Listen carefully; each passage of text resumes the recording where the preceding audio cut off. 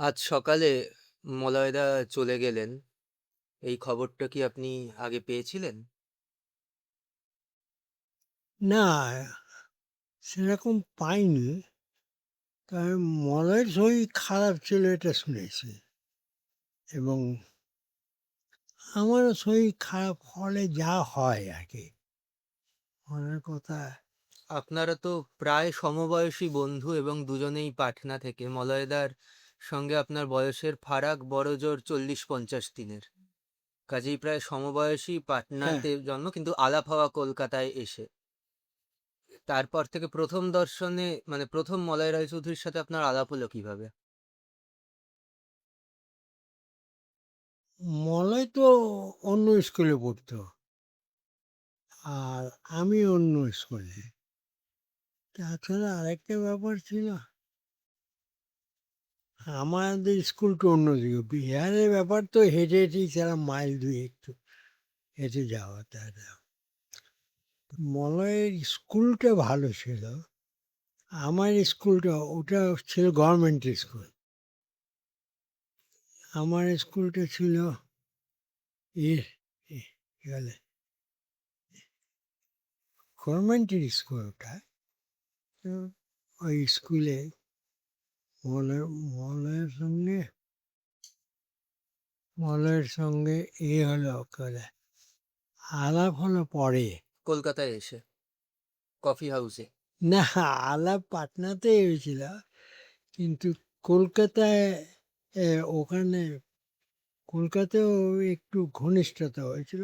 যে ও আপনি পাটনায় থাকেন, যেমন মনে করে একে ইয়ের সঙ্গে কথা হতো, ওই আর্টিস্টের সঙ্গে, কাঞ্চন।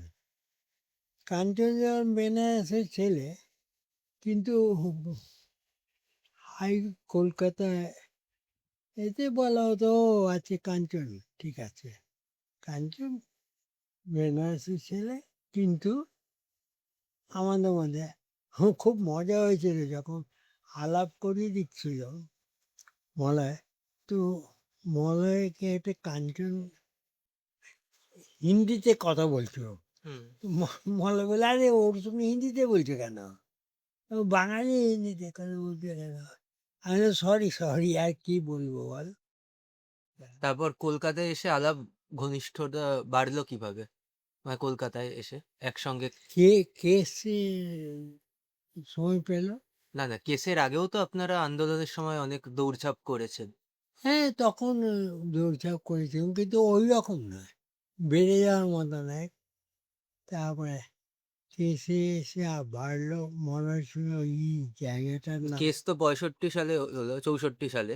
হ্যাঁ, তার আগেও তো 1 বছর আপনারা কফি হাউসে বিভিন্ন লিফলেট ছাপানো, বিভিন্ন ওই ওটা আনন্দবাজার মলয় না, অফিসে ওটা যাওয়া টাওয়া। আমারই, বেশিরভাগই আমারই এতে, আমার ইটা তখন কি মলয়দা পাটনায় থাকতো?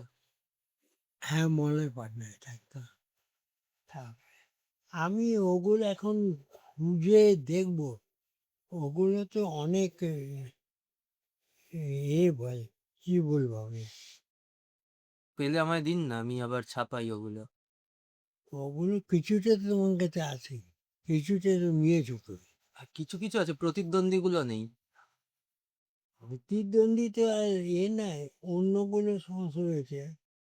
এবার যাক, তারপরে আমার হচ্ছে কয়েকদিন আগে দেবী রায়ও চলে গেলেন। মানে এটা আমি জানি না। 63 সালে, আমরা ইতিহাস পড়ে যেটা জানছি, 63 সালে মলয় রায়চৌধুরী, দেবী রায় আর সুবিমল বসাক তিনজনই মানে হাংরি আন্দোলনের যে উত্তাল সময়। কাজকর্মগুলো বা গতি দেওয়া, সেই হুম, কাজটা এই তিনজনই করেছিলেন। হুম। ওই তিনজনের দুজন চলে গেলেন, আপনি আছেন এক মানে ওই যুগের অন্যতম শেষ প্রতিনিধি হিসাবে। আপনার কি মনে হয়, শূন্য লাগছে বন্ধুরা চলে যাচ্ছে?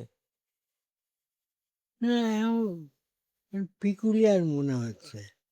মানে এই ঠিক খবরটা কি আছে। আপনার কাছে শখের মতো, মলয়দা চলে গেল?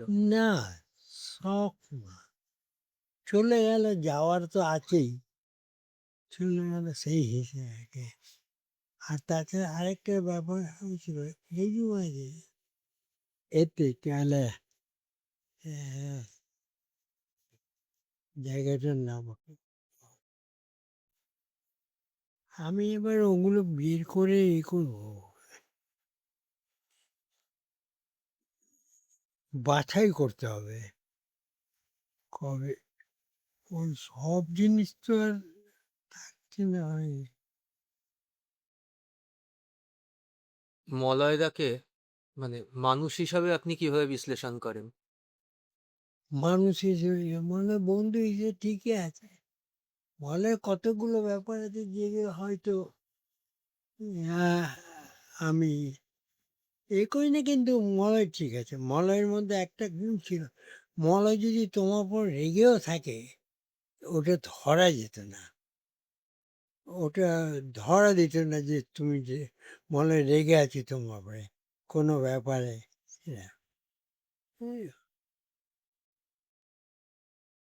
আর মলয়দার লেখালেখি পড়াশোনা একেবারে শেষ সময় অবধি নিয়মিত লেখালেখি চালিয়ে গেছেন। হ্যাঁ, সেটা ছিল। মলের মধ্যে এই ব্যাপারটা ছিল, লেখালেখি শেষ সময় অবধি লিখে যেত, খুব ভালো। সেটা মলের মধ্যে ছিল।